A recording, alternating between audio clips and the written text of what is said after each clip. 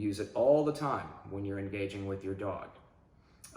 What you don't need to do is talk to your dog in complete sentences and say dumb shit to your dog and, you know, speak in a language that your dog does not understand and never will because it's not a human, or start thinking that, you know, oh, well, he looks sad right now, so I don't want to make him do this or that or whatever. Oh, I feel like it's mean to make the dog stay in the crate or keep place or give corrections or whatever. Imagine if you took that attitude with your kids, you know? I don't know a single kid that wants to sit in school in a classroom and be quiet and maintain an upright position and stay focused for 8 hours a day. But I know I was forced to do it for 18 straight years, and had I not been, the quality of my life these days would probably not be as good as what it is, you know? Just throwing that out there. Dogs need guidance. They have to learn. They have to be told what to do. They have to have a leader. And in the absence of those things, they completely fall apart, all right? So here's some rules in your home that you have to be very strict with. Doorway thresholds, okay? Your dog is not allowed to walk through a doorway before you. It is always behind you when you walk through a doorway. And if it is fighting you at that doorway threshold to get through first, you have to correct that and back your dog up and win that battle there before you go on to anything else. And the same, whether you are leaving your home or whether you're coming back in, every single doorway you go through. When you're out in public, you're gonna go into a Petco, whatever. If you open up that door and let your dog just walk right in and then you follow the dog, guess who's leading the way? Guess who's gonna call the shots while you're in there? Not you. You just let your dog, you just told your dog, hey, you're the boss in here. So what do you think the first thing the dog's gonna do? He's gonna start lunging and pulling you towards other dogs. But if you make that dog stay behind you, and if it tries to like fight you on that, you give it a correction, and then you enter, and the dog's not allowed to follow until you say its name, you just structured the entry to that Petco. Your odds of a perfect visit just skyrocketed, okay? Doorway thresholds, very important. Your dogs are all trained to do this, but if you don't enforce it, it'll fall apart immediately, all right? They don't look at you like they look at me right now. They're not going to listen to you in the beginning as well as they listen to me. But with a little bit of practice, they will.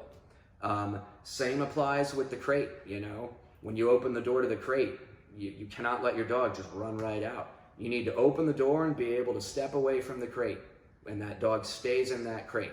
If it comes out, you have to correct it and put it back in, okay? In a perfect world, it won't get out. You'll see it start to come out and you'll put spatial pressure on it and snap your finger and have it go back in, or you'll give it a stim with the remote, something like this. But you have to be very strict with doorways. Same with going back into the crate. I don't just open the crate with the dog right there with its nose and let it charge back in. No way. You know, the dog needs to have some space away from the crate. I open it up and then I say crate, and the dog goes in the crate. So,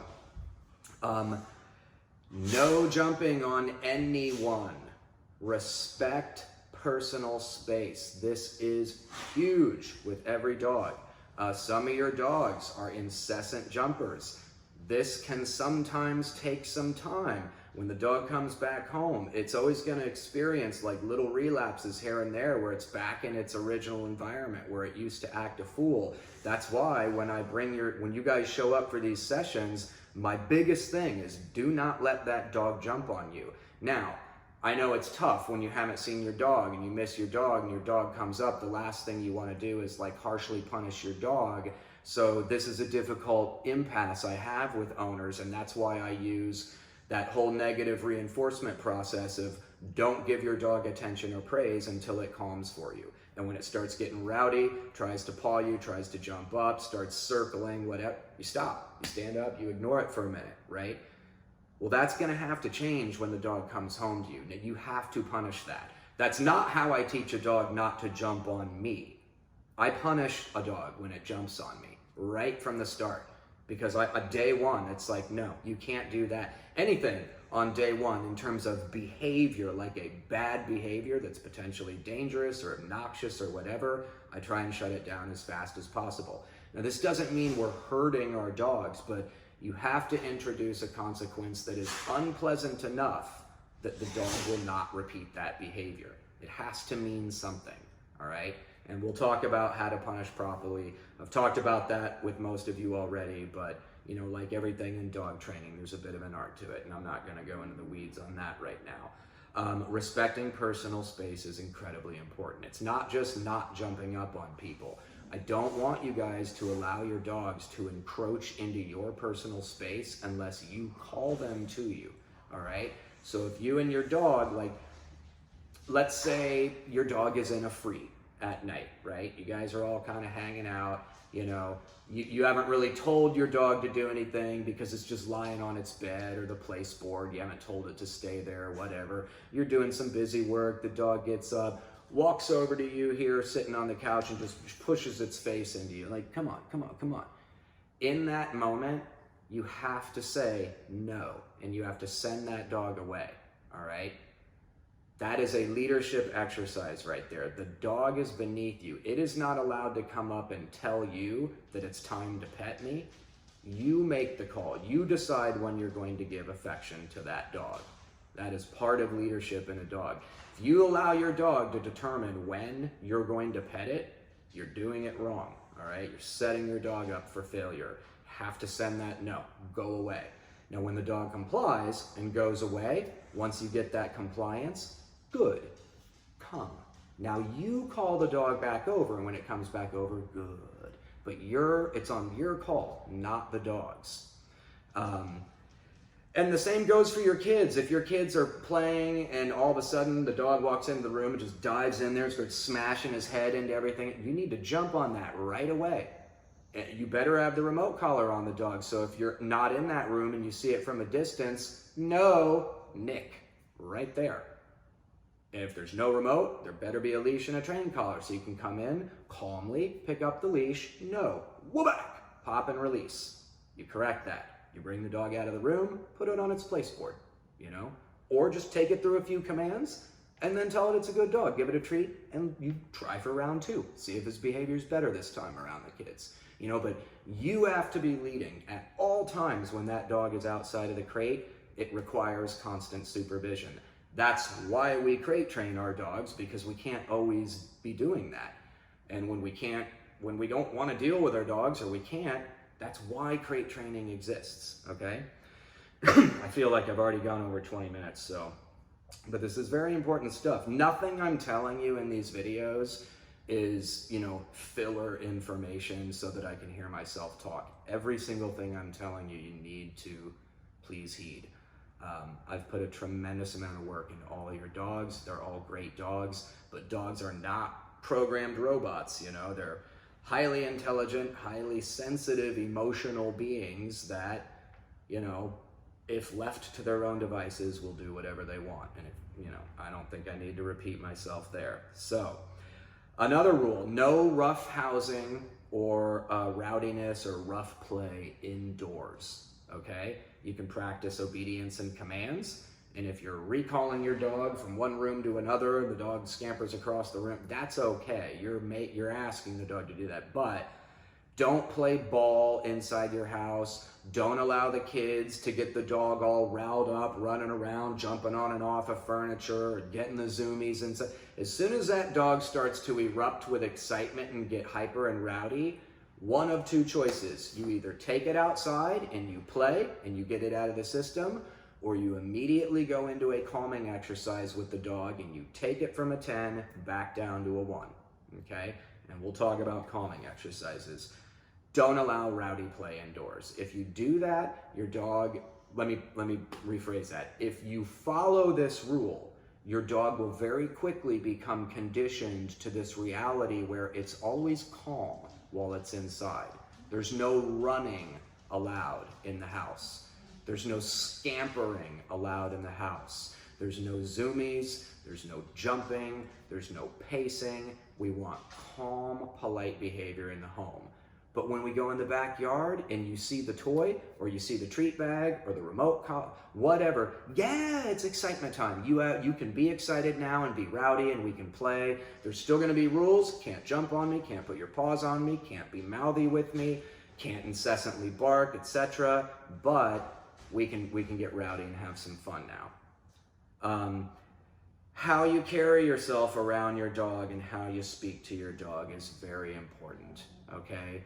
If you're not confident right now as a dog handler, fake it until you make it, you know? Speak to your dog with confidence. Don't ask your dog to do things. Tell your dog to do things.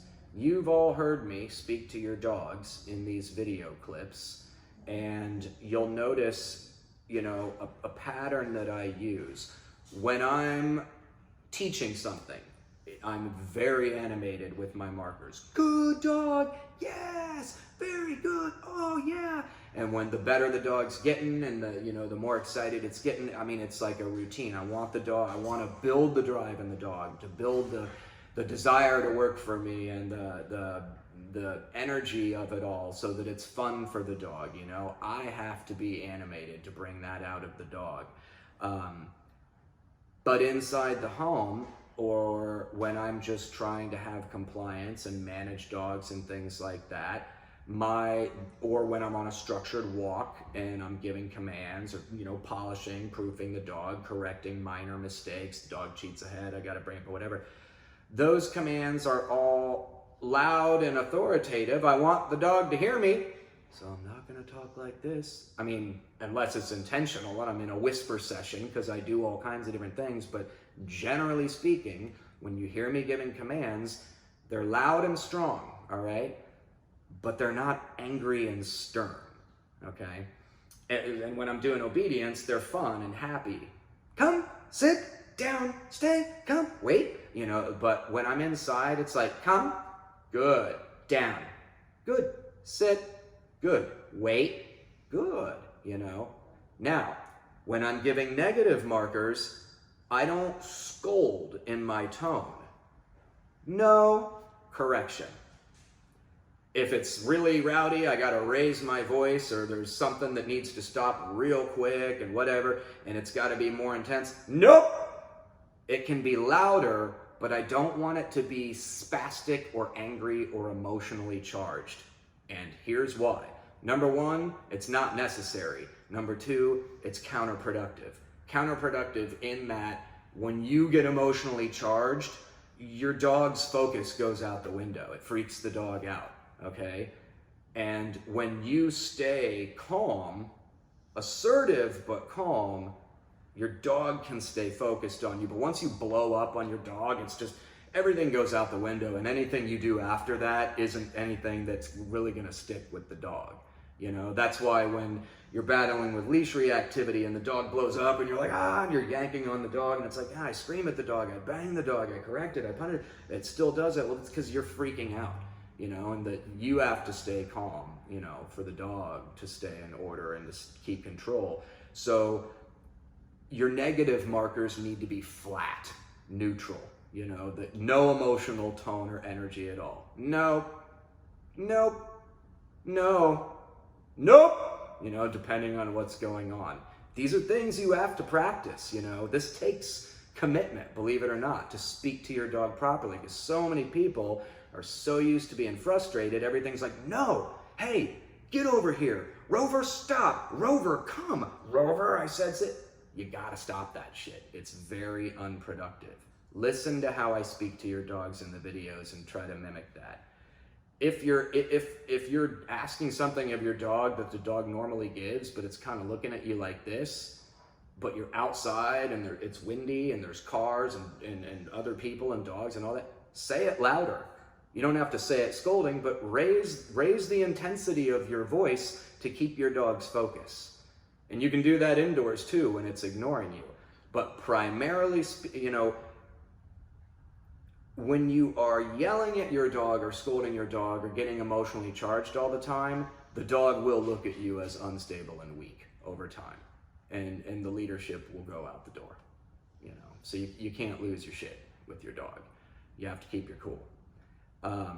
Your relationship will suffer. The dog will revert to being anxious and all of that. If the dog does something wrong and you miss it and you've gotten frustrated, take a deep breath, calmly correct your dog, no punishment, and then tell your dog to do something proactive that you actually do want. Usually it would be get on a place board or come here, sit and lay down. And then once you get that compliance, good, right back to normal life. You can't hold a grudge with the dog. You can't be like, now you better stay there, and then like hover over the dog and pretend like you're angry at the dog for the rest of the day, like we often do, you know, with kids, or at least that's what my mom and dad did with me. It was like when I did something wrong, I was in the doghouse for like 3 days, you know, getting the cold shoulder. We can't be that way with our dogs. I'm not sure that works with humans either, but definitely not with dogs. That's what dog training tools are for. It's to give the consequence to the dog so that that behavior will stop, and then you move on with life. You don't hold a grudge. You don't need to get angry. You punish the violation. You give the verbal marker. You punish the violation. You give some proactive command. You complement that with a good, and then life goes on. And if you have to repeat that process, great. But if you find yourself repeating it all the time for the same violation, you need to contact me because you're doing something wrong. But don't yell. Don't yell and scold your dog. You don't need to. If you do it this way and you let the tools do the dirty work, you stay calm and cool, you'll live a more peaceful existence with your dog. Your dog will be more stable. You'll learn that you don't need to get upset. And the behaviors will go away instead of representing themselves over and over. Another rule, do not flood your dog with incessant physical affection and coddling. Don't baby your dog all the time. Too much physical affection that you're giving your dog, especially if you're giving it in baby talk, oh, you good little girl, the dog will see you as soft and weak as time goes by. Please believe me on that. Limit your affection. Use your affection like you use treats, okay? Praise. Give it to make your dog work for them. Do not give them to your dog for free. In fact, nothing is free with a dog. Make it work for everything. And you will always be the center of that dog's universe, but do not smother that. If all the time, if you get home and the first thing you do is throw open the crate and hug your dog, you're doing it wrong. Come in, ignore your dog for the first 10 minutes that you're home. Take care of you first and you're the rest of your family. Leave the dog in the crate, you know? And if it starts whining, tell it no, or chuck a bowl at the crate or something. Let it know, like, no, you're last in line, dude. And if you treat your dog like that, your dog will be happy and mentally healthy, I promise you.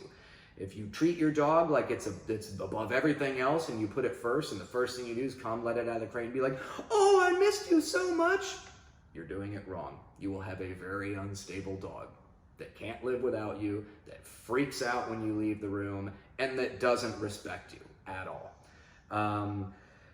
Allowing your dog's backstory to negatively affect your present life. Do not do this. For those of you who, you know, I guess really Tolly's the only one I think in this group, but a lot of the dogs that come to me, they've been abused or they've had bad past situations. Tolly, for those of you who don't know, was rescued after falling into a well. Her papa is a fireman and their team saved her life, and that's her story. Whatever it is, you know, just because a dog has been through some trauma, that dog still has to follow the rules and behave well and follow our commands and stuff like that, just like anybody else would, you know. Just because my best friend lost his legs in a car accident, that doesn't give him a pass to be an asshole for the rest of his life, or to feel sorry for himself either, you know. And if he were to choose that route, life would suck until he died. No, he's gotta buck up and move on eventually, you know? And that's a true story right there. So, you know, yeah, Tolly fell down a hole in a well and it sucked for her big time. And she definitely has PTSD from that, but she's worked through it all because, you know, it's like, I'm sorry. I don't care that you fell down a hole in the well. You're not allowed to lunge and bark at strangers. You're not allowed to jump on me. You can't run inside my house. You know, you can't scream your brains out when you're in my crate. And the reason why you can't do any of these things is because if you keep doing them at home with your family, you'll die. You know, a barking dog's a dead dog. A dog that's big, that won't stop jumping on people, that knocks over children is they all end up in the shelter immediately. Or eventually, I mean. Or they get euthanized, you know? No matter how much a family loves a dog, if the dog becomes dangerous from unwanted behaviors, even if it's a friendly dog, these behaviors can hurt people. Or they can mean the dog's life, you know? Had one dog once, its issue was that it darted out the front door any chance it got, and it just took off out into the streets. And of course, that's a dog that's gonna get run over if that problem's not fixed. So yeah, don't allow any history with your dog. Don't pity your dog. Do not feel sorry for your dog, okay? Just like you shouldn't be angry at your dog, don't feel sorry for your dog either. You're doing it a disservice if you do. Do not humanize your dog. Do not treat your dog like a child or a stuffed animal for that matter that you only go to and pick up when you're sad and you want something to snuggle with. These are highly intelligent, emotionally sensitive beings. All breeds, all sizes. Yes, they all have their differences and every breed has its unique commonalities and, you know, all of that, but we're talking about a highly, highly advanced species here, okay? But they're not human beings. They don't communicate like human beings. They have a very different way of communicating. And if we try to communicate with our dogs like they're people, we will create confusion and anxiety and a lack of leadership, a lack of perceived leadership in the dog's mind, going back to that. Really big on leadership. The dog has to know that it's underneath you, underneath every member of the family, you know? If it doesn't, you're in for problems, you know, especially even the children, you know? If the dog thinks it's above the kids, it might give excellent behavior and obedience to the parents, but it might start resource guarding the children, growling at anyone that is nearby when the kids are present, things like that. The dog has to know it's at the very bottom of the totem pole. And when the dog is there, you have a calm, happy, mentally stable dog, all right? In an undomesticated pack, submissives do not mourn the fact that they are submissives. They don't wish that they were the alpha. They don't, all right? Your dog does not want to be in charge of your human household. They aren't capable of running a human household. They're domesticated pets. And when we put them in a position where they are led to feel like they have to lead the human household, that's where all these problems get created. So you are first with everything. And that wraps up the leadership lecture. I know that was really long. That's probably the longest one I'm going to give because it's the most important one. But there's a lot of things I said in there, stuff that you have to do and things that you cannot do, okay? Trying to think if there's anything I forgot. Oh yeah, just in case I forgot this, I know we talked about doorway thresholds and all that. See if it's in my notes. There's no jumping on furniture. Your dogs are not allowed on the couches. I will tell you the ins and outs of the whys and all this later. If you have any questions about this stuff, you can question me to your heart's delight. I do not mind being challenged on any of this for what it's worth. The truth does not mind being challenged. Lies do. So you can pick me apart. Like, why is that? Why do you think that? Why is this? What? I will tell you. I'll take as much time as you want, but I'm trying to not go on forever here. Yes, I'm pretty sure I mentioned this, but no furniture, no beds. You cannot let your dog up on your physical level. You cannot do that, okay? That was the final one. I think I may have forgotten that. Outside of that, we're done. So please watch this, rewatch it over and over and over if you need to.